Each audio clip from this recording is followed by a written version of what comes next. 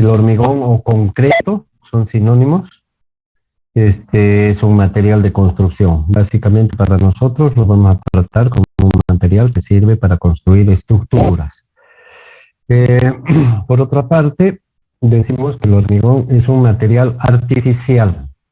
Y en esto yo quiero hacer énfasis porque, bueno, no tiene nada de particular definir algo como artificial o como natural, pero yo quiero ir un poco más allá en cuanto al significado que deberíamos asignarle al hecho de que sea un material artificial. Artificial significa que no lo podemos encontrar en la naturaleza, igual que la arena, igual que la piedra, ¿no? Y algunos otros materiales, la madera, sino que al ser artificial quiere decir que necesitamos prepararlo, que necesitamos que alguien lo prepare.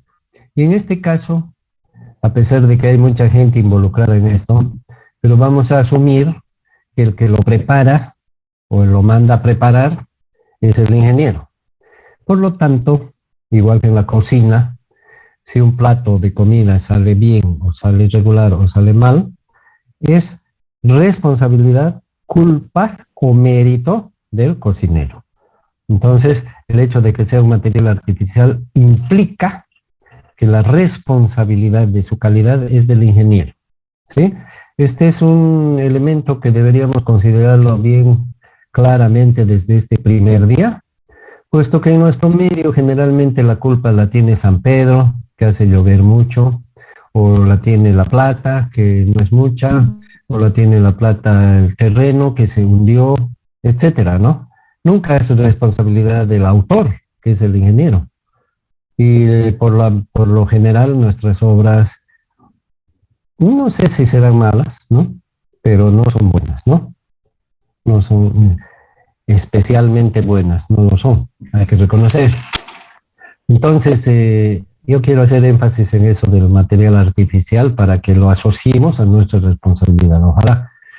Luego, se define el hormigón como un material compuesto. Compuesto quiere decir que tiene componentes, en este caso ingredientes, igual que un plato de comida, ¿no es cierto?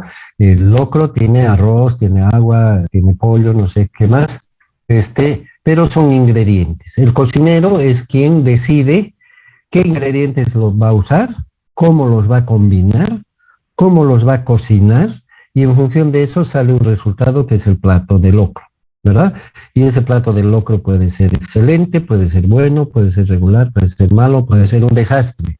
Entonces, valga la comparación y la similitud, el hormigón es exactamente igual. Tiene ingredientes, el ingeniero es el que debe escoger los ingredientes, se combinan, el ingeniero es el que debe combinarlos adecuadamente, se preparan y sale un resultado, que es el hormigón que se aplica en la obra, en la estructura. Y luego viene un resultado regular, bueno, malo o desastroso, ¿no es cierto? El responsable es el ingeniero y el ingeniero tiene el rol desde escoger los ingredientes, ¿ok? Entonces es un material compuesto. Queda claro también, yo creo, espero, de que de acuerdo a cómo son los ingredientes, cómo se los combina y cómo se los prepara, sale un resultado. Y eso nos indica de que en el caso del hormigón también, dependiendo de esas tres cosas que acabo de mencionar, saldrá un resultado. Por lo tanto, eso nos sugiere de que no todos los hormigones son iguales, ni mucho menos. Cada hormigón, cada locro es diferente. Se parecen algunos y otros no se parecen en nada, ¿verdad? Entonces, ¿cuál es la responsabilidad del ingeniero? La responsabilidad del ingeniero es lograr el hormigón adecuado para cada caso en el cual se lo tenga que utilizar. Y además se debe garantizar los resultados, la calidad del hormigón, en consecuencia la calidad de la estructura para la cual estamos usándolo. En resumen, es eso, ¿verdad? Ahora, entrando ya un poquito en la parte práctica. Mi persona, por razones didácticas, porque cuando uno le dicen, tú vas a ser docente de esto, o te vas a hacer cargo de esto otro, uno lo primero que hace es ordenar sus ideas, ¿no? Y decir qué es lo que va. No puede uno entrar a ciegas y hacer todo lo que le parece y después darse cuenta de que era mucho, de que era poco, de que faltó esto, de que no debió ser así, etcétera. Más todavía con los años de trabajo, etcétera, uno va aprendiendo un montón de cosas, ¿no? Eh, en ese sentido, yo he tomado la decisión hace 20 años de que en el caso del hormigón y lo que se enseña respecto a él, hay que ordenar las ideas, ¿no? Porque es tan amplio el campo de uso del hormigón y tan diverso y cada día más que es necesario hacer un ordenamiento. En ese sentido, yo he decidido,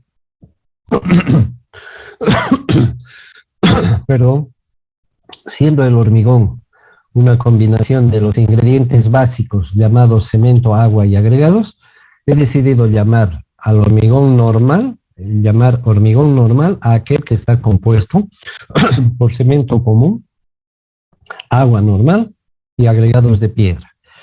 A ese hormigón le llamo yo hormigón normal. Cualquier caso que esté fuera de lo descrito, le voy a llamar hormigón especial.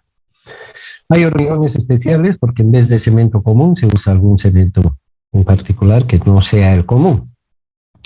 Ni para qué hablar de las clases de cemento que pueden haber en el mundo, pueden haber miles, ¿no? De repente se le ocurre a un fabricante decir, vamos a fabricar un cemento que se va a llamar el super cemento, y qué sé yo, le pone alguna cosa, una cereza, y ya, y hace el super cemento, y habría que ver qué propiedades mejoró, empeoró, etcétera, así que es un campo infinito. No nos vamos a meter mucho ahí, pero el hecho de que ya no sea común nos generará un resultado especial, un hormigón especial, ya no podemos esperar el mismo comportamiento. Lo mismo con el agua, si el agua contuviera alguna cosa especial, en particular, lo mismo ya se convierte en un hormigón especial, y ni qué decir de los agregados, si los agregados en vez de piedra son de madera, de plastofono, de lo que sea, igual se considera un caso especial. Ni qué decir si en vez de un material son dos o tres diferentes, ¿no? Lo mismo si al hormigón normal o común, que lo estoy llamando, le aumentamos alguna otra cosa, por ejemplo cal, o por ejemplo sal, o por ejemplo aceite, o lo que sea, ¿no? Entonces también se convertirá en un caso especial. Y lo mismo si le ponemos sustancias, los aditivos, por ejemplo, que generan igualmente casos especiales, o varias cosas, ¿no? Cemento diferente, componente diferente, aditivo, etcétera, todo un enjunje, probablemente entonces todos estos casos generarán casos especiales. Y no se olviden que yo dije hace un momento que cada combinación de ingredientes en el cemento normal generará hormigones, en el caso normal, generará hormigones diferentes. Y también dije, el ingeniero está en la obligación de dar solución a cada caso, su solución específica. Entonces, ni qué decir si hablamos de los hormigones especiales. Entonces, estamos hablando de cientos o miles de posibilidades. Yo no creo que ningún docente, ningún cursito de tecnología del hormigón permita aprender todo eso. Es más, ni en toda una vida se puede aprender todo eso, ¿no? No es muy necesario que tengamos toda esa gama de conocimientos, entre comillas, que ni siquiera van a ser completos, ¿ok? Entonces, todo caso que no tenga cemento normal, que no tenga agua normal, que no tenga agregados de piedra, solamente esos tres ingredientes, va a ser un caso especial, cualquiera sea la razón. Nosotros nos vamos a enfocar en aprender lo mejor posible el uso del hormigón normal, lo mejor posible. Además, hay otro motivo más que vale la pena mencionar. En Bolivia, el 99 y pico por ciento de los trabajos necesitan hormigones normales. El 1% restante, la mitad, usan algún hormigón especial, algunas veces por capricho, sin que sea necesario. Y el otro medio por ciento recién específicamente son casos especiales. Entonces, en nuestra profesión, si sabemos manejar bien los hormigones normales y comunes, no vamos a tener gran problema en aplicar algún caso especial. No vamos a tener gran problema. ¿Por qué? Porque vamos a conocer bien el caso normal y solamente nos va a importar las variantes que puedan resultar del uso de algo especial. En cambio, si ni siquiera el hormigón normal lo manejamos bien, mejor, ¿para qué nos vamos a meter con casos especiales? ¿Ok? Eso no quiere decir que los casos especiales sean muy problemáticos, ¿no? No quiere decir. Tienen su grado de dificultad, unos más, otros menos, como cualquier otra cosa. Entonces, hasta ahí, en cuanto a las definiciones primarias. ¿Hay alguna pregunta, alguna cosa?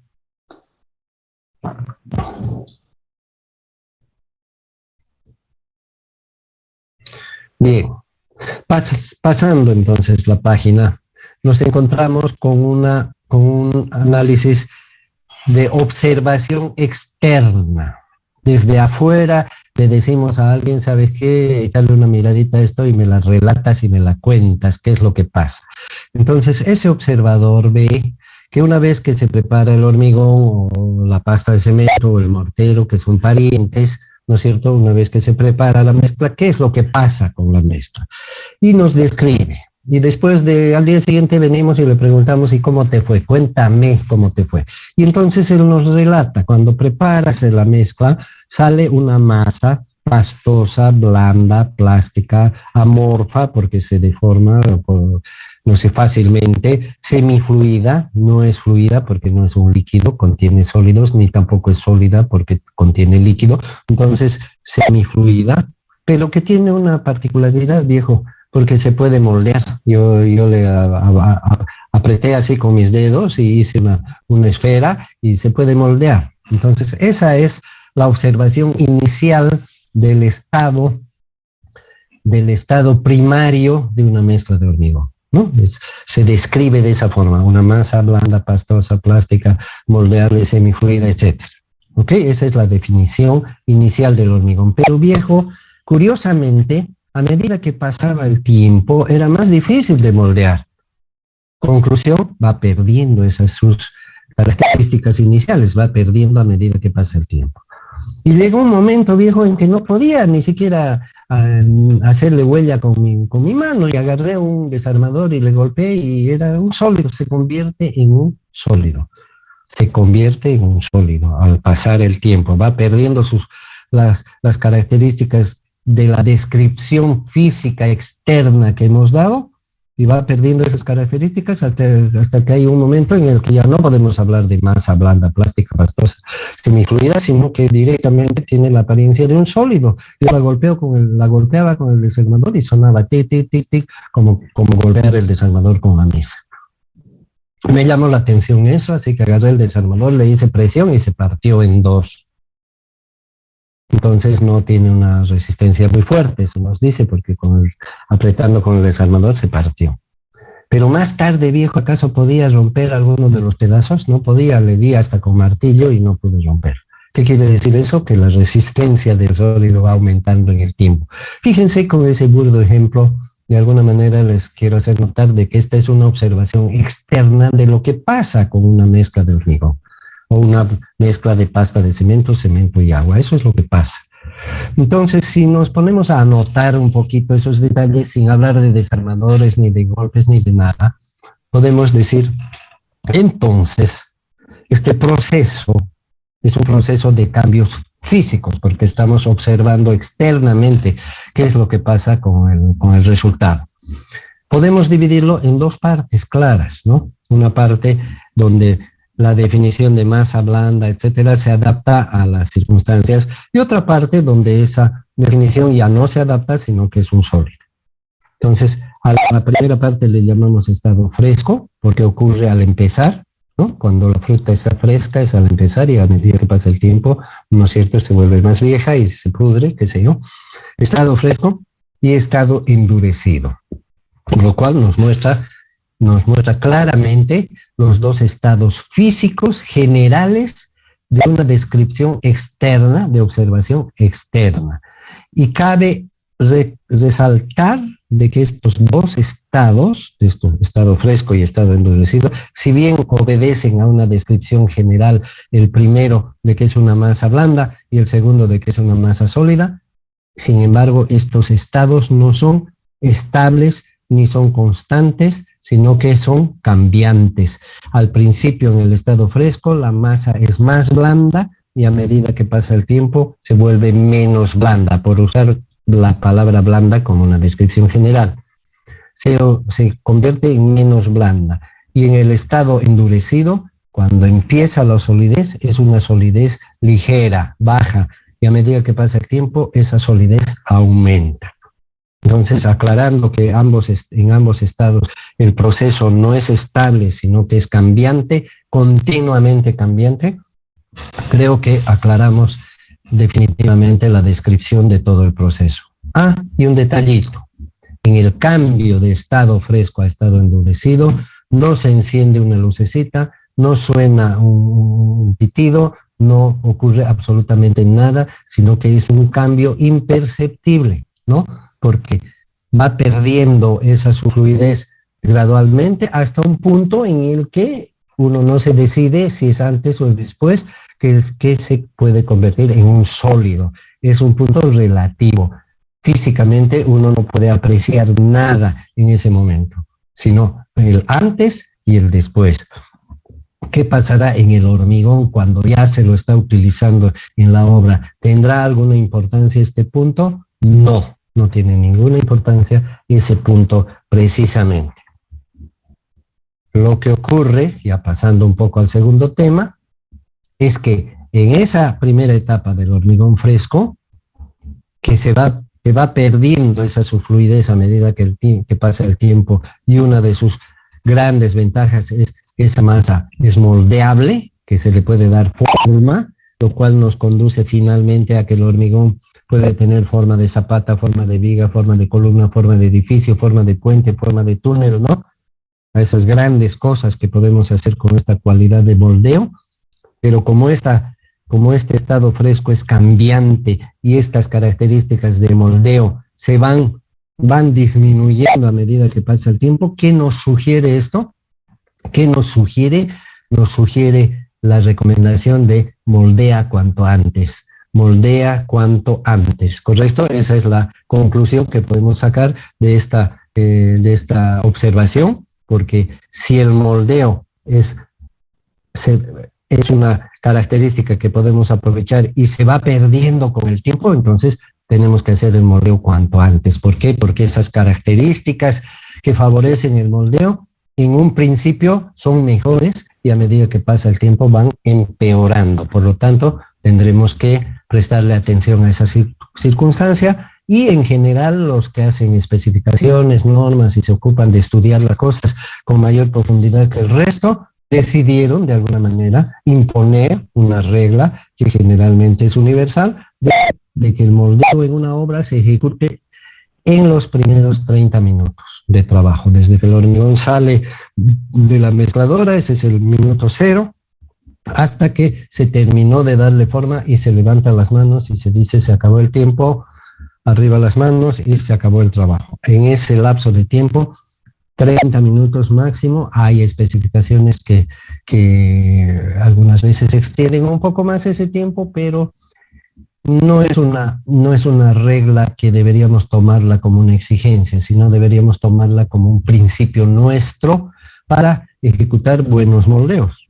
Porque en la medida que nos extendamos de ese límite, supongamos que no hubiera límite, que nos vayamos pasando de ese tiempo, el moldeo va a ser más difícil. Y eso implica, de manera natural, que va a ser más difícil obtener buena calidad en el moldeo. Y el moldeo es esencial, ¿no? Porque ya sabemos que una estructura de hormigón puede durar 20 años, 30 años, 40, 50, 100 años. Y si el moldeo, que es media hora apenas, se hace mal, bueno, ese mal moldeo va a perdurar en el tiempo. Entonces, fíjense la importancia que tiene responder adecuadamente a estos razonamientos. En cuanto al estado sólido, endurecido, al estado endurecido, cuando el hormigón se va solidificando, el hecho de que también vaya cambiando con el tiempo y aumentando esa su solidez, traducida en una resistencia a los factores externos e internos, también nos llama la atención, ¿no? Porque cuando esa solidez es baja, no nos va a servir mucho como un elemento estructural. Pero cuando esa solidez y esa resistencia va aumentando en el tiempo, puede ser que en algún momento tenga una calidad tal, una una magnitud tal, la capacidad de resistir, que no se puede hacer para poner encima una carga de un vehículo, para un puente, por ejemplo, o las cargas de los edificios, etcétera.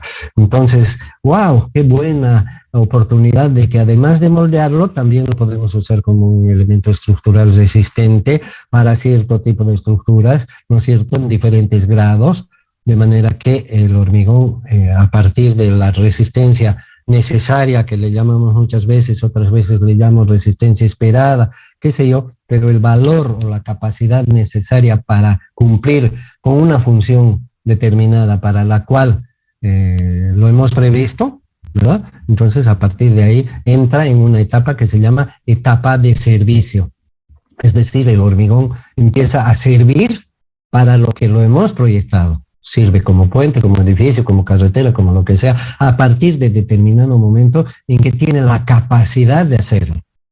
¿Correcto? Entonces, fíjense, el enfoque teórico de observación externa nos determina dos estados, fresco y endurecido, pero ya la aplicación práctica de esa observación nos permite utilizar el hormigón. En este caso nos define tres etapas. La primera etapa, la etapa de moldeo, donde le damos forma y somos protagonistas de esta acción, porque el hormigón no se va a dar forma a sí mismo, sino que somos nosotros los que tenemos que actuar ahí para lograr que este proceso sea eficiente. Luego viene un compás de espera, que se le suele llamar etapa de transición, donde el hormigón ya está moldeado y empieza ese su proceso, no empieza, sino continúa en ese su proceso de cambios físicos, llega al estado endurecido, tiene un grado de resistencia, va aumentando su resistencia hasta que llega a un punto en que le llamamos el inicio de la etapa de servicio, cuando adquiere la resistencia que hemos previsto. A partir de la etapa de servicio, entonces, aparece el tercer periodo práctico de uso, etapa de moldeo, etapa de transición, etapa de servicio. En la etapa de servicio, el puente es puente, el edificio es edificio, la carretera es carretera. ¿Qué más viene después? Probablemente mantenimiento y reparaciones, como en cualquier cosa. Compramos un televisor, lo usamos y hay que hacerle mantenimiento y reparaciones si es que las necesita.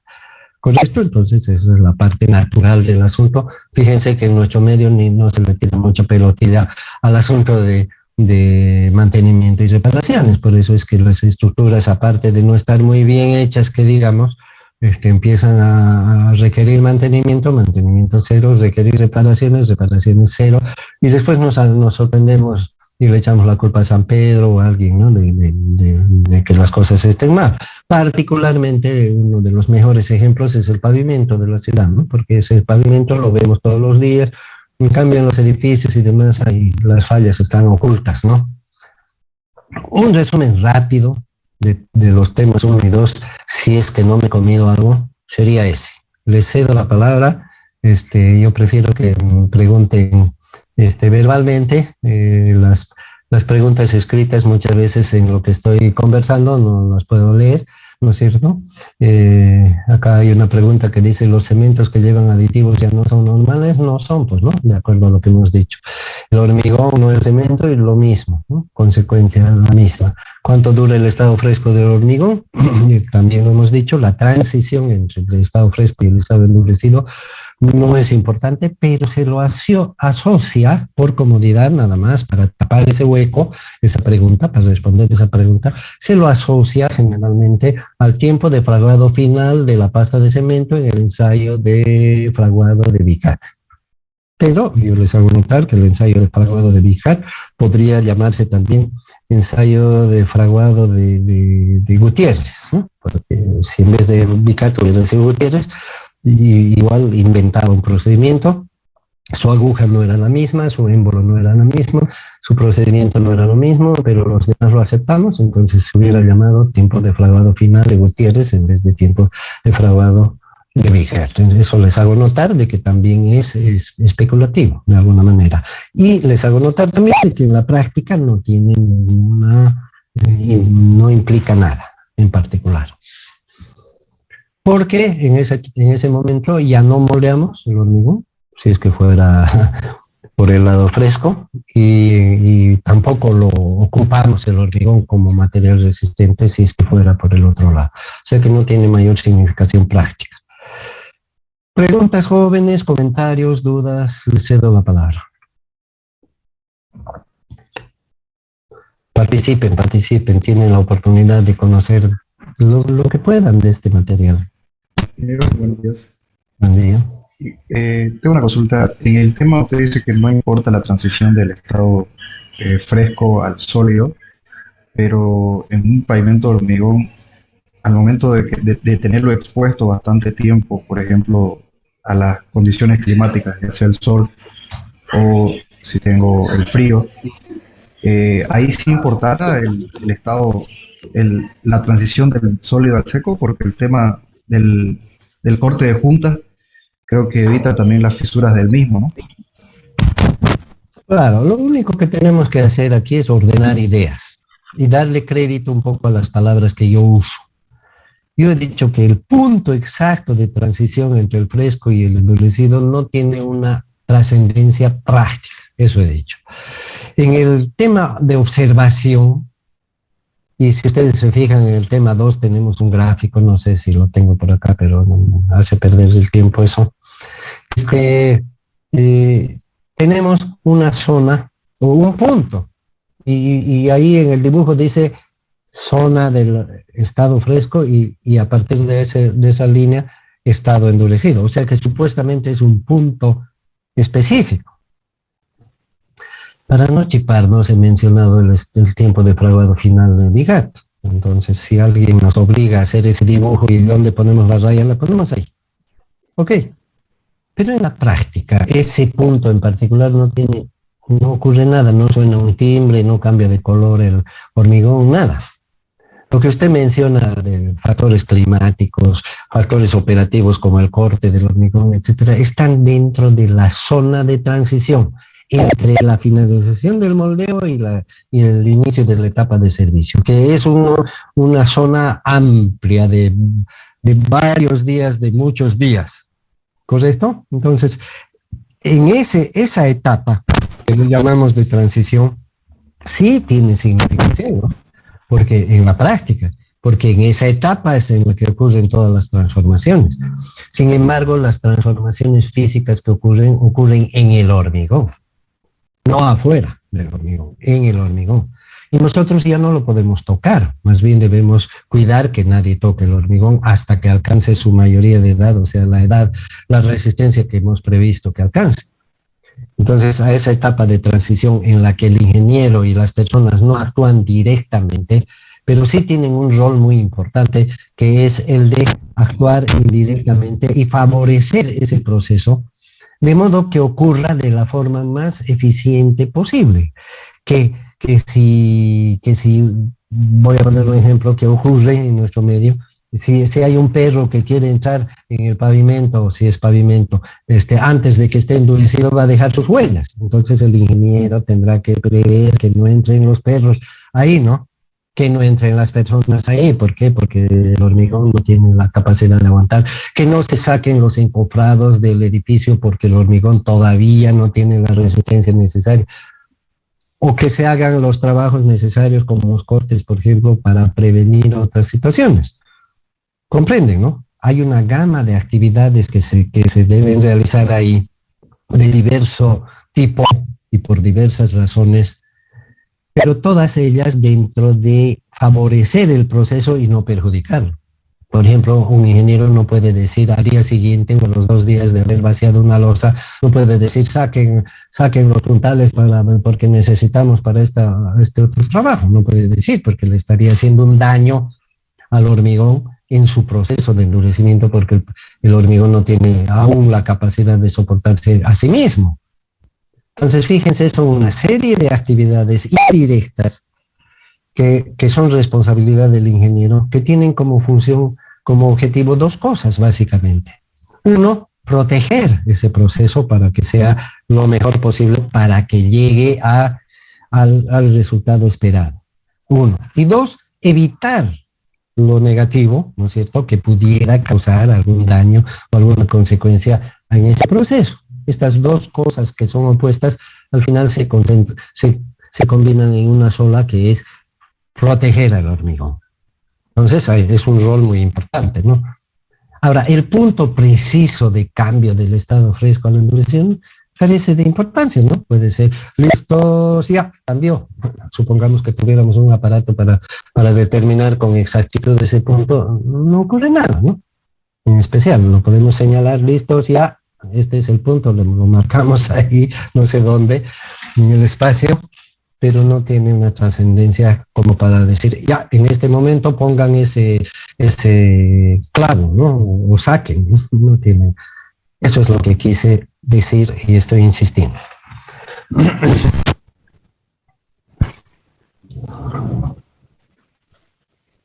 ¿Alguna otra cosa, jóvenes? ¿Cuál es la consistencia ideal del hormigón? ¿Perdón? ¿Cuál es la consistencia, su consistencia ideal del hormigón?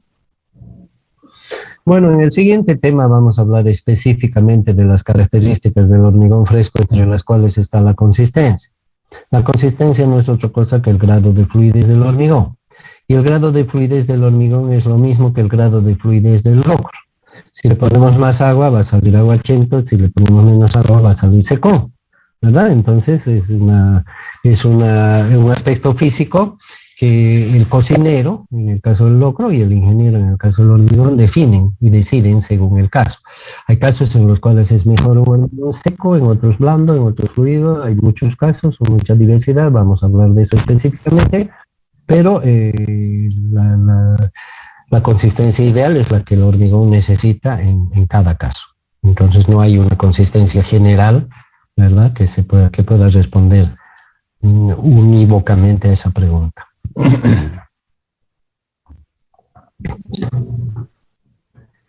Fíjense, jóvenes, insisto, y voy a insistir hasta el último día, ojalá tenga algún efecto, la importancia que tiene de que ustedes lean primero el texto y, si pueden, escuchen el video, para juntarnos en esta ocasión y en las otras, ¿no? Porque así, con conocimiento de causa, vamos a hablar de lo que estoy hablando, van a ustedes cuestionar, mejor si yo no hablo y hablan ustedes y preguntan, y de esa manera construimos una sesión compartida, que yo no tenga que repetir lo que ya está escrito, porque en realidad es una pérdida de tiempo, ¿no? Porque yo no sé si estoy repitiendo algo que ya saben o algo que ya está escrito innecesariamente por tercera vez. Uno, el texto; dos, el video; tres, esta, ¿no? Entonces, saquémosle provecho. A mí me extraña que no pregunten tantas cosas, ¿no? ¿O será que yo estoy tanto tiempo en esto que lo veo tan súper cosas que hay, ¿no? Un montón de cosas. Y yo no creo que el texto sea suficiente, ni lo que yo veo, ¿no?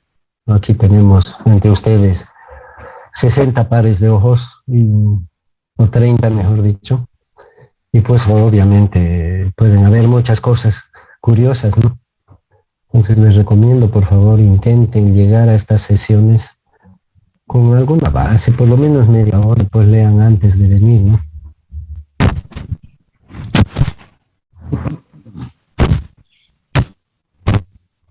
Diga, por favor.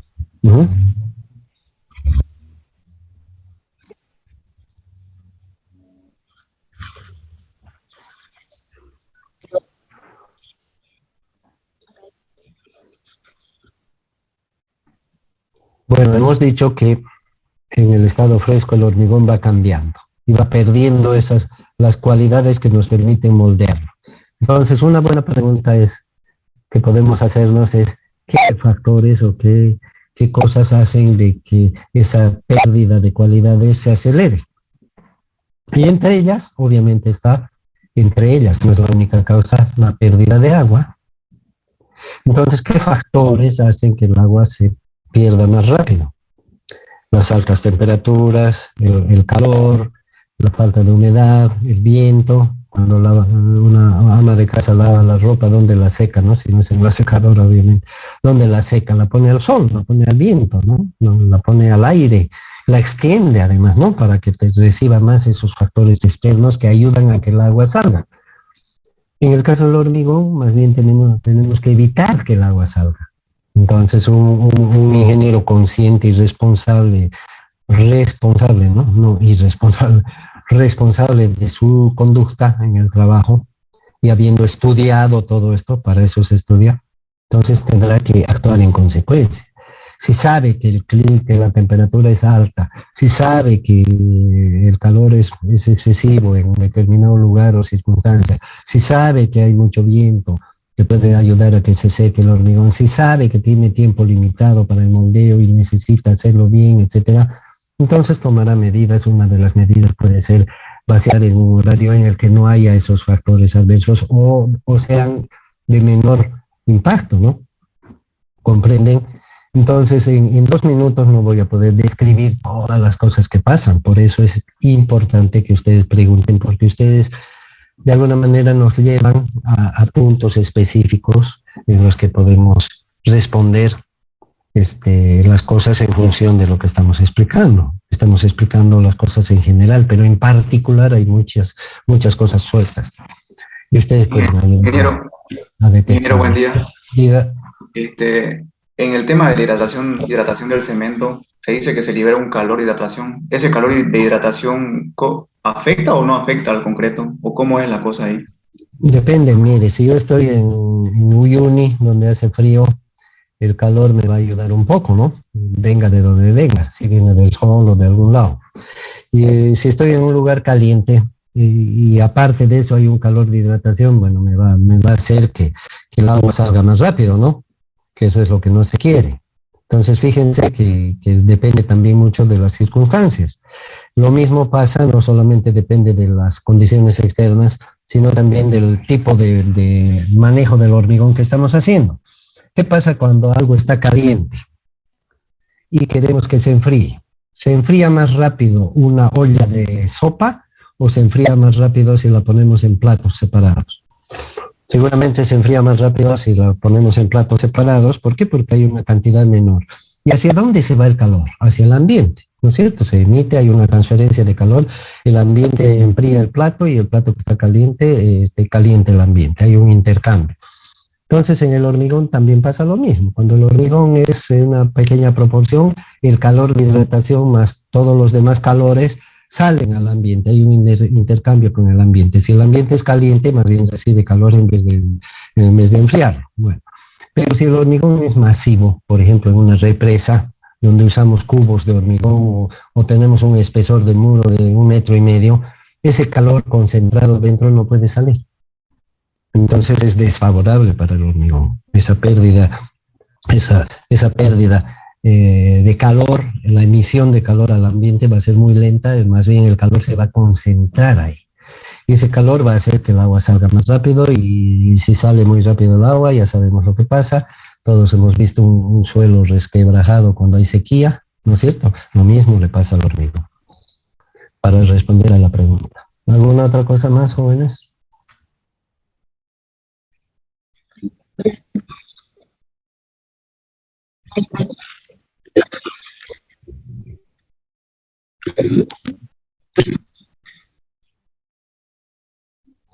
No le entendí muy bien la pregunta. ¿Podría repetirla? Voy a extender el tiempo un poquito, jóvenes.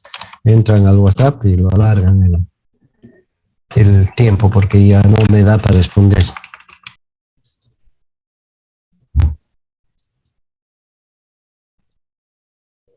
Sí, por favor.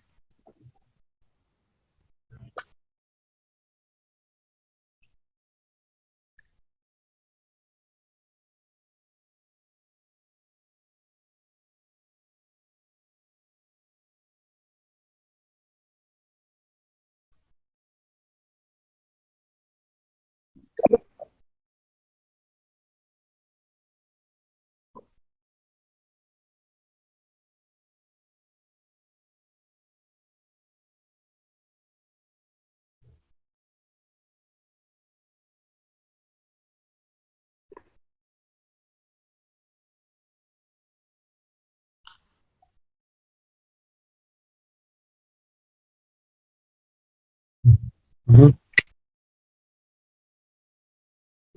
Sí, es correcto lo que dice, ¿no? Es como cocinar, ¿no? Se preparan 5 porciones, pero quién sabe, al servir los 5 platos falta. Entonces siempre es buena práctica preparar un poquito más, ¿no? Para que no ocurra eso. Se puede quedar en la olla, de repente en el proceso, sin darse cuenta, uno pierde algo de material, etcétera. Lo mismo pasa en un vaciado, ¿no? Entonces, si generalmente el volumen calculado se le pone un delta, un excedente ligero, que no puedo decir tanto por ciento, ¿no? Porque las reglas son diferentes para cada caso. Si somos muy descuidados, seguramente vamos a perder mucho hormigón. Si no, si somos cuidadosos, seguramente vamos a perder mucho menos hormigón. Si la obra es chiquita, se va a perder menos que si la obra es grande, ¿no? Y también depende del tipo de trabajo que se está haciendo y la forma de trabajar y todo eso, ¿no? Pero por lo general es prudente un cierto excedente, siempre es prudente. Ingeniero, creo, si no me equivoco, siempre cuando uno pide esos camiones mixer que traen cemento, al menos empresas como Concretec siempre traen con un ligero excedente previendo ese tipo de situaciones. Si no me Probablemente, equivoco. probablemente, ¿no? Entonces, esa ya es una cuestión comercial. Seguramente ese excedente está incluido en el precio, no debe ser ningún regalo, Sí, sí, sí, pero viene incluido. es prudente, ¿no? Es prudente. Y puede darse el caso de que llegue el excedente y no sea necesario. Puede darse ese caso, ¿no? O como también puede darse el caso de que llegue el excedente y falte otro poquito. Son circunstancias normales en una obra. Con la práctica y el tipo de obra se va afinando eso, ¿no? Como en cualquier otra cosa.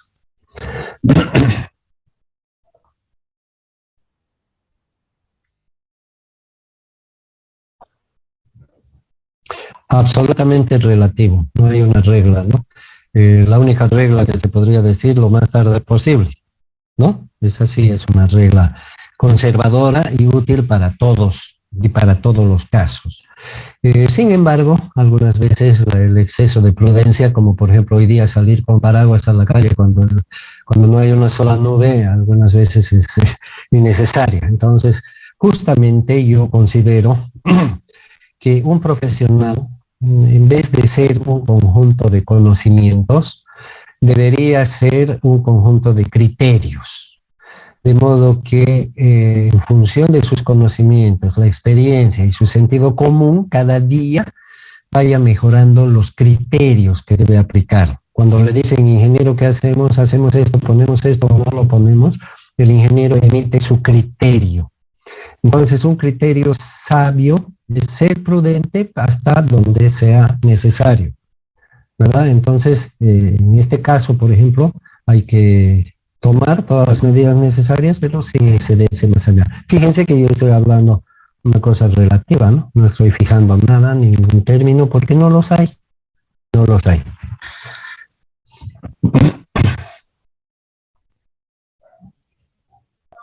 Ingeniero, una pregunta. ¿Qué función cumplen los aditivos en el hormigón? Esa es una pregunta que yo la podría comparar con qué función cumplen los condimentos en las comidas. Probablemente una respuesta sería generalizada, sería mejorar el sabor. En otros casos, los condimentos se usan para apagar algún otro sabor que es muy fuerte, ¿no? Entonces, eso, la aplicación de los condimentos es relativa. Y a algunos no les gusta usar condimentos. Y en el caso de los aditivos es lo mismo. Los aditivos son sustancias químicas, por lo general, que incrementan algunas cualidades que tiene el hormigón o, o atenúan otras por alguna razón, ¿no? Por alguna razón específica. Los aditivos se utilizan por razones específicas, no se utilizan por capricho, por gusto, ¿no? Sin motivo. Siempre tiene que haber un motivo para el uso de los aditivos. Y además de la lógica de este razonamiento, está también el razonamiento técnico, porque usar un aditivo complica la figura, ¿no es cierto? Hace falta una persona un poquito más cuidadosa, por decirlo así. Y económico, ¿no? Porque siempre, por mucho que sea la sal, el condimento, tiene su costo. Entonces, en la suma total de los costos, siempre el uso de aditivo va a tener un pequeño costo mayor. En cuanto a lo del encofrado, es muy relativo, ¿no? Muy relativo. Lo más tarde posible, ¿no? Lo más tarde posible. Pero hay ciertas reglas o costumbres yo diría. Por ejemplo, en una losa, cuando la losa es el elemento más expuesto de una estructura de un edificio, ¿no es cierto? Porque la losa es plana, tiene cargas encima, etcétera. Se suele usar como una plataforma para ciertas acciones. Entonces, y tiene poco espesor, por lo tanto no tiene gran capacidad de soporte ni de su propio peso. Entonces, lo más posible. Generalmente parte del encofrado de soporte, cuando lleguemos a eso vamos a hablar del encofrado, tiene dos partes, el molde y el soporte, el molde el que le da forma y el soporte el que soporta el molde. Se puede reducir parte del soporte a los 14 días. Y a los 21 se puede, en algunos casos, quitar todo el soporte siempre que entre los 21 y los 22 días no se sobrecargue la losa, ¿no? Siempre que el ingeniero sepa que se la va a usar, pero no se la va a sobrecargar. Entonces, mucho tiene que ver el criterio del ingeniero, la función de la obra, etcétera, ¿no? Mucho tiene. No hay plazos fijos. Por ahí digo 14, los retiran a los 14 y se derrumban, ¿no? Por ahí no también, ¿no? Entonces es mejor ser prudente. Esa historia de que, por ejemplo, se necesita el material para seguir avanzando en la obra y hay que sacar el encofrado, esa historia para mí es un cuento, ¿no? Porque nada justifica que uno arriesgue la estructura, nada justifica. Y peor ese cuento, ¿no? De que necesitábamos sacar los puntales para avanzar, nos está atrasando. Compre pues más puntales, ¿no? Compre más puntales. Ese es un chiste más que un argumento. ¿Alguna otra cosa, jóvenes?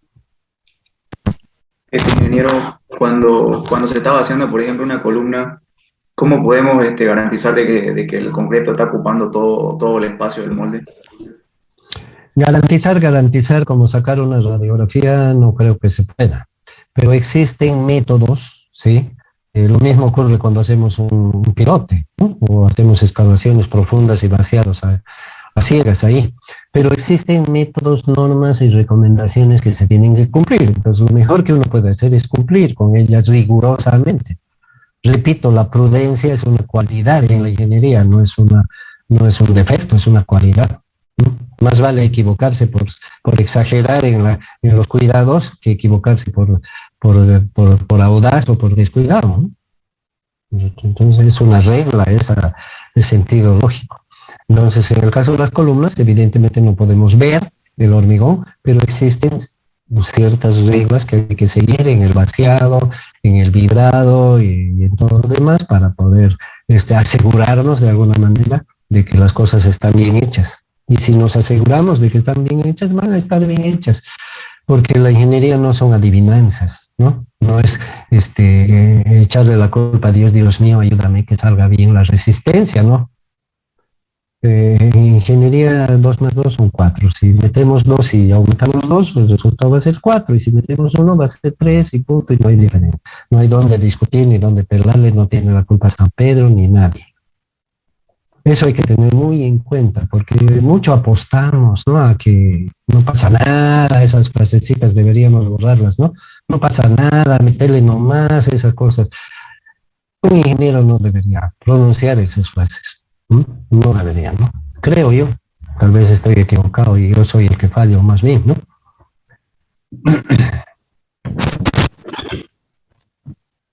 Diga, Orlando. Quería preguntarle, ingeniero, ¿en qué influye la temperatura del agua en el hormigón? Bueno, entre los factores que aceleran la pérdida de agua hemos mencionado las altas temperaturas. Entonces, si el agua está caliente, va a influir negativamente en esto que estamos afirmando.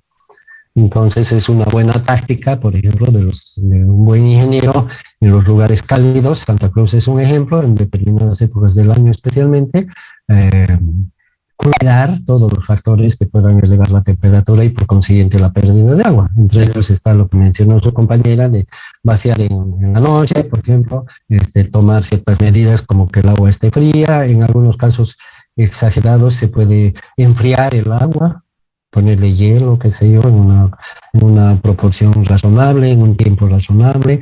En muchas obras se riega el agregado antes de usarlo porque el agregado está expuesto al sol y está caliente, se lo riega para bajar 1 grado, 2 grados la temperatura. El cemento no debe almacenarse al sol, preferentemente en un depósito a la sombra, donde haya corriente de aire para que refresque un poco las bolsas. Fíjense, hay una serie de cosas, ¿no?, que el ingeniero es el que tiene que hacer, no va a decir el portero, no ponga el cemento ahí, ¿no? ¿Verdad? Es el ingeniero el que tiene que estar ojo al charque, como decimos, para que las cosas salgan bien. Por eso yo no entiendo a los ingenieros que no paran en su obra y llaman por teléfono, ¿están vaciando? Sí, ingeniero, ahí, ok. Tengan cuidado, encima se da el lujo de recomendar, ¿no? No, no puede ser, ¿no? Hacen quedar muy mal a la profesión. Y hay hartos, ¿no?, de esos, la mayoría, yo diría, con perdón de los presentes.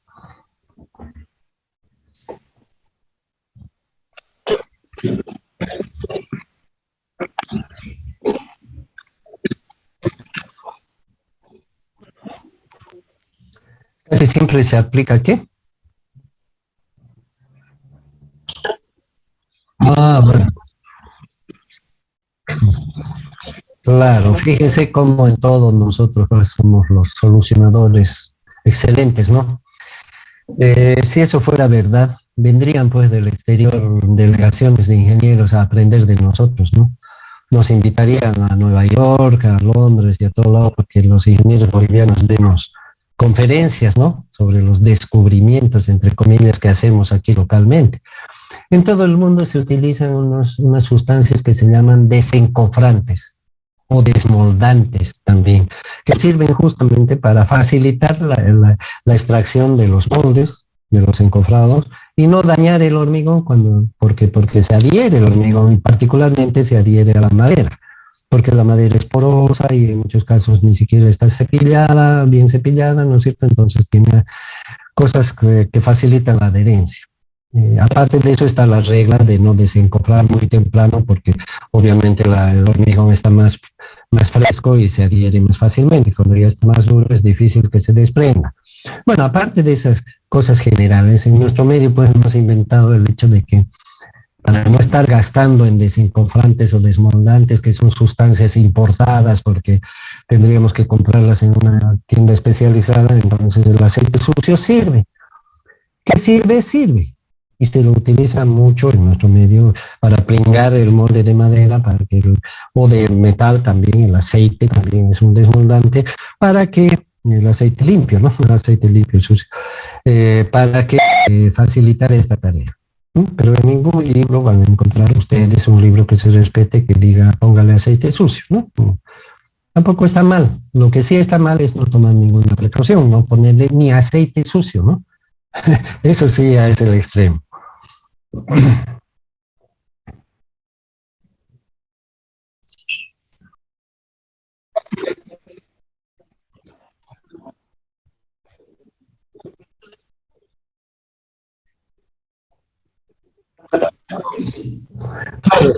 En realidad se ponen las caras del molde que tienen contacto con el hormigón, ¿no? No hace falta en otras partes. Y me olvidaba comentar de que también el hecho de colocar un aceite, un desmoldante o alguna sustancia para ese fin protege la madera, ¿no? Porque la madera es porosa y también absorbe el hormigón y se reseca después. Y entonces la conservación de la madera de los moldes y encofrados en nuestro medio es un factor bastante importante desde el punto de vista económico.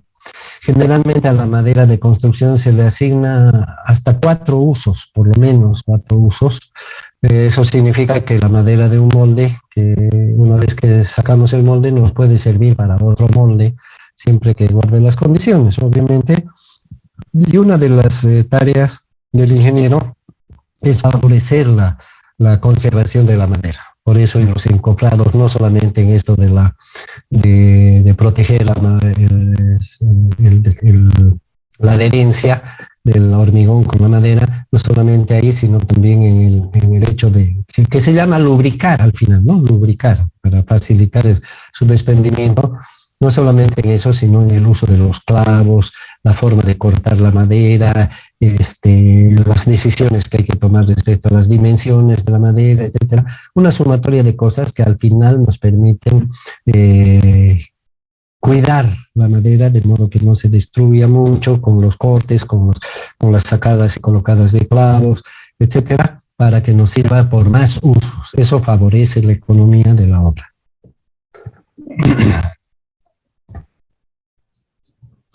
Claro, lo grave es que uno calcule 4 usos y después termine haciendo un solo uso, ¿no?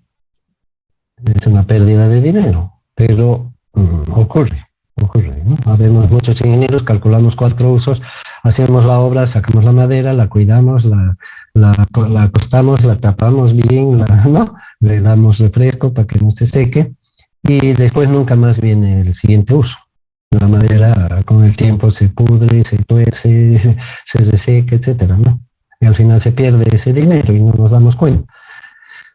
Hay que evaluar bien las circunstancias. Ingeniero, buenos días. En la parte de agregados, con lo que nos mandó los apuntes, había una parte que decía los agregados de canto rodado eran más resistentes, pero o sea, son más lisas y eso tenía una menor adherencia. Y en cambio los agregados chancados tenían una menor resistencia, pero su superficie era áspera y tenían una mayor adherencia. Y mi pregunta es, cuando hacemos cuando hacemos un hormigón con agregado de canto rodado y otro con agregados chancados, ¿cuál de los dos tiene mayor resistencia, podría decirse? Ya, eso de la resistencia es discutible, ¿no es cierto? Porque la resistencia es una propiedad intrínseca de un material, ¿verdad? Entonces la madera tiene, ¿cierto? Inclusive en la madera, por ejemplo, la especie roble, la especie mara, cada una tiene sus propias características. Entonces no se puede decir que la piedra, por su forma de extracción, va a variar la resistencia. En realidad la resistencia de la piedra depende del tipo de piedra que sea, o sea, de la naturaleza, su propiedad física como material. Depende específicamente de la fuente, de dónde proviene. Pero hay una especulación que no sé hasta qué punto es válida, pero seguramente por algo se la comete. Y se dice, si yo tengo una piedra, o 2 piedras, una que sale las dos salen de la misma roca, y esta la voy golpeando y la voy desgastando como el canto rodado, ¿qué es lo primero que se va a ir saliendo y rompiendo? Lo más frágil, ¿no? ¿Y qué es lo que va a quedar? Lo que aguantó todo ese proceso. Por eso se dice que lo que queda del canto rodado se supone que es lo mejor de lo que había, de lo que queda. En cambio, este otro bloque, tal como está, yo lo pedaceo y me quedan pedazos confundidos, los más fuertes y los más débiles en la naturaleza heterogénea que puede tener un material. Entonces, se asume, no quiere decir que sea exactamente así, que el canto rodado es la parte más sustanciosa, por decirlo así, de la roca original. Entonces es la parte que aguantó, sobreviviente, digamos, de todo ese proceso. En cambio, en el canto rodado, todos los pedazos son los mismos, los buenos y los malos se mezclan. Se asume eso. Luego está la característica de la forma redondeada del canto rodado, la forma irregular del chancado, la superficie rugosa del chancado y la superficie lisa del canto rodado. Entonces, dentro de esas características y de la forma de trabajar de un determinado hormigón, se asumen ciertas cosas. Esto en el afán de la gente estudiosa, de los ingenieros preocupados por hacer bien las cosas, ¿no? A nosotros nos daría un comino, yo creo, todo esto. Entonces, en ese afán, si el hormigón trabaja con presión, ¿qué sería mejor? ¿El canto rodado o el chancado? Bajo esas suposiciones, suponiendo que esas especulaciones son ciertas y son certeras. Yo creo que el canto rodado, porque va a ser apretado, ¿no? A compresión. Ahora, si hablamos de un hormigón que va a trabajar a flexión, como el pavimento, ¿cómo trabaja el pavimento, o un elemento a flexión. ¿La flexión qué es? Una parte se comprime y otra parte se tracciona. ¿Qué es bueno para la tracción?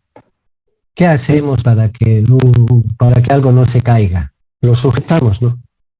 ¿Verdad? Lo sujetamos. Entonces, un agregado chancado que es de forma irregular y que es de superficie rugosa, se va a adherir más al hormigón y va a impedir que se desprenda. En cambio, una piedra boleadita, redondeadita y además lisa, se va a desprender más fácilmente del hormigón cuando esté sometida a esos esfuerzos en que tienden a abrirlo al hormigón, a partirlo, a traccionar.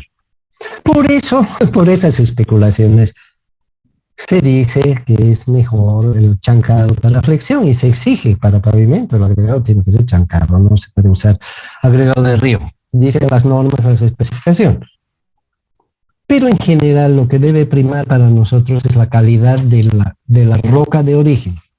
Y esa calidad se la determina en el ensayo de desgaste de la máquina de Los Ángeles. Ahí es donde vemos qué tanto se desgasta en ese proceso de golpes y fricción que sufren las partículas dentro de la máquina de Los Ángeles.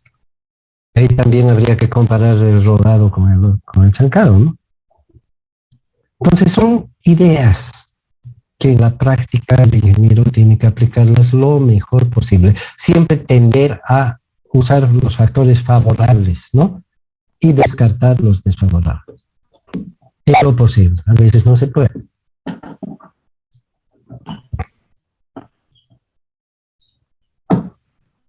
¿Alguna otra cosa, jóvenes? En esto de que no se puede, me vino a la cabeza ahorita, por ejemplo, el agregado del río Piray, chancado y todo, no es tan bueno para el pavimento. Apenas pasa con 51, si es que pasa, por decirlo de una manera, el ensayo de desgaste para la máquina de Los Ángeles, según las especificaciones de los pavimentos. Y sin embargo es el agregado que más usamos en nuestro medio para pavimento. O sea que ya de entrada medio que violamos las reglas de ingeniería. Fíjense. Pero ¿cuál es la otra opción? Que no usemos ese agregado y que lo traigamos de Yapacaní, que está a 100 kilómetros, contra 20, 25 que está el otro, o 30 o 50, digamos, que es la mitad. O que traigamos de otros ríos que existen en el departamento, sube el costo, ¿no? O sea, algunas veces hay decisiones que tienen que ver con otros factores. Lo que no podemos es nunca, por más factores que hayan, lo que no podemos ni debemos nunca es justificar hacer cosas que no debemos hacer. No debemos justificar lo que está mal. Si vemos que hay una circunstancia que obliga a que hagamos algo que no coincide con lo que creemos y hemos aprendido y lo que está normado, demos un paso al costado, digamos, háganlo yo, ¿no? Me comprometo, ¿no? Eso es responsabilidad profesional, ¿no? Como un médico que nos dice, sabe que vaya a otro especialista, no es mi campo. Bien, jóvenes, ¿alguna otra cosa?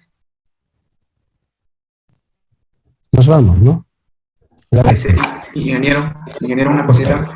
Sí, En los cambios físicos, en la pasta de cemento, en la gráfica de viscosidad con tiempo, ¿por qué el punto de partida es no inicia desde cero? Porque viscosidad cero sería un sólido, o perdón, sería un líquido, ¿no? Un líquido. Y el hormigón no es un líquido, ni la pasta no es un líquido, porque la pasta es la combinación de un sólido con un líquido que genera el gel, que tampoco es un líquido. Entonces no podemos partir de viscosidad cero, se parte de una viscosidad X, que le llamamos viscosidad inicial. En el caso del hormigón y también en el de la pasta, que finalmente es lo mismo, porque la viscosidad del hormigón es la viscosidad de la pasta más agregados, existe una viscosidad inicial que depende de cuánto líquido le hemos puesto al sólido. Entonces, si le ponemos más agua, va a ser menos viscoso, y si le ponemos menos agua, va a ser más viscoso, pero no va a ser cero. Entonces, esa viscosidad inicial, por ese motivo, no parte de cero, sino parte de un punto X que no es una regla. Es es variable. En el caso del hormigón especialmente es variable. En el ensayo de Vicat no es tan variable porque se hace una consistencia normal y toda la historia que ustedes saben. Finalizamos, ¿no, jóvenes?